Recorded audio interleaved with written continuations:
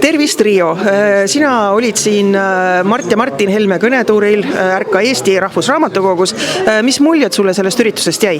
Ja väga hea oli, väga positiivne atmosfäär ja elav ühiskond.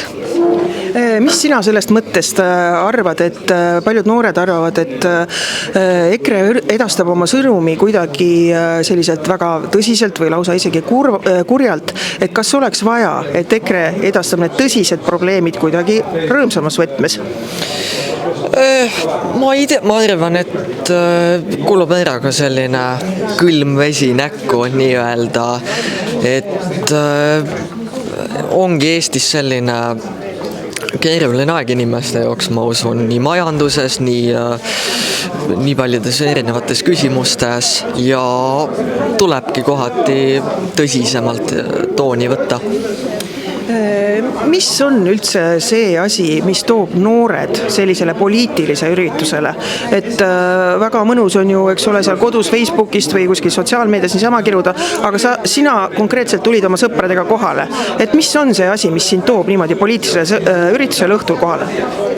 Ja no minu jaoks isiklikult see üks olulisemaid küsimusi tänapäeva maastikul on see haridussüsteem ja see indoktrineerimine, mis toimub, selles mõttes seda on igal pool näha, nii meedias, nii eriti kõrghariduses minu meelest ja sellele tuleb vastu võidelda.